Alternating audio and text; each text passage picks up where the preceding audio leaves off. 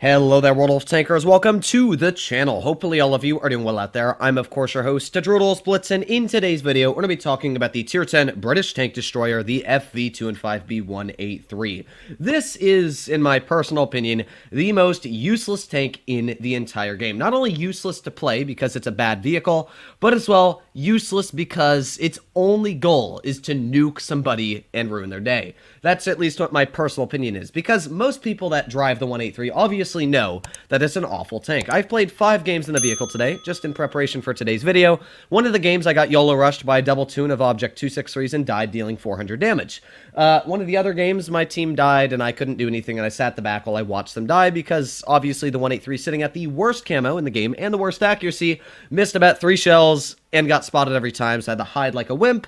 Yeah, the 183 has a lot of issues, and while I do normally say play this thing aggressive, at the same time, there are certain maps like this where how am I supposed to play aggressive? Because I'm going to be detected everywhere I go.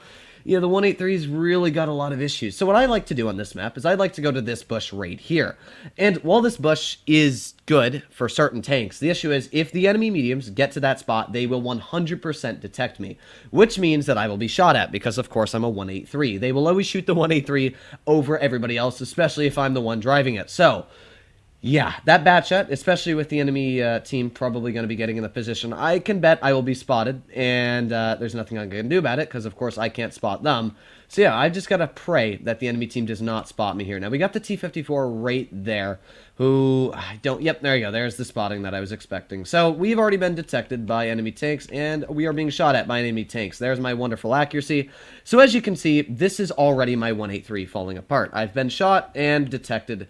And that Chieftain Mark 6 is obviously going to shoot at me again, so probably going to be hit again. That'll be another 400 health gone. Oh, another 500 health gone, actually. So, yeah, that's the 183 being fantastic for you. Now, we might be able to hit this bat shot, which we did, and didn't penetrate the shell. But, of course, that the Chieftain Mark 6 still trying to shoot me. Like, look how useless this tank's camo is. It's actually useless, which is sad because you really can't do anything with it. So my team is bleeding back there, obviously big time, and I can't really support them in any way, shape, or form. So maybe we can get a shell into this T-54, just maybe, but that would be a no, obviously, and maybe we're even detected from that. Imagine if we are.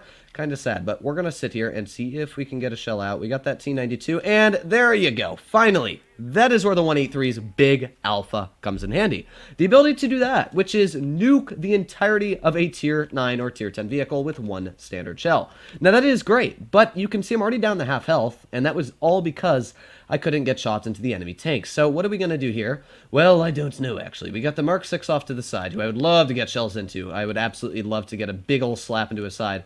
But at the same time, I've got to be extremely careful on what goes on here. So we got that bat shot T-25T. We got the Chieftain Mark 6. Oh, and we got the Grill 15 all the way in the back. Let's aim in on that grill and fire. There you go, 1,134 damage. And now we back up as quickly as possible because, yeah, I don't want to be hit by that. Now, we do got the bat shot coming over here, who I would love to shoot, but I'm actually pretty much a one-shot for this guy, unless he rams me like a doofus. But you know what? He's not very smart because we're just going to shoot him. I don't know why he didn't. I don't really know, actually. But you know what? We're doing decent here. We're getting away with some shots. Even though we got absolutely cucked at the beginning, we are doing our job, which is rare. You know, you usually don't expect the 183 to really do its job in game. So there goes the grill shooting. We've got the T-54 in the back, who I would love to get a shell into. We got the grill all the way back there as well. I really, honestly, this T-54 is going to try and side scrape, so we're just going to hesh him in the side, and there you go. That's the great thing about the hesh on the 183, is that it makes armor irrelevant, because if there's any vehicle with, I would say, 500 hit points or less, you can confidently just shoot a hesh at them, and they will probably die. Even in E100, you hit them with a hesh, it's gonna hurt, which is great, because that means you can pretty much sling hesh at people all day, and armor is negated. It's something that's really, really nice. But you did see massive disadvantages with the 183. Right from the beginning, I got spotted. As I said, that Batchat probably spotted me, even though he wasn't the best of players. He spotted me instantly. And because of that, I was pretty much knocked out of the game. I had to back up and play like a wimp. That is the issue with the 183. And I really couldn't have pushed aggressive on that battle either. So for the first game, you can see it has a lot of issues. But of course, let's load into one more and see if we can keep up that goodness. So just from that one game alone, you can see why I call it the most useless tank in the game, because I could have ran any other vehicle. I could have ran mediums, I could have ran heavies, I could have ran, honestly, a grill.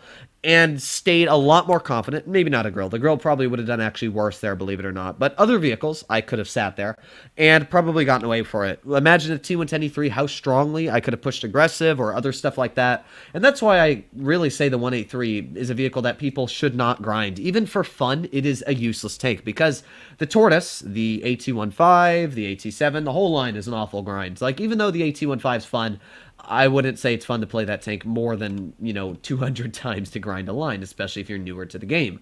As well, it's really just, yeah. So I'm guessing this is a double tune of vehicles. Yes, it is. So we're gaming with that fantastic matchmaking here. We got that FE Tune 5B there. Let's aim it on his turret, and even though it didn't pen, we still shrugged off about 330 hit points. Not too bad.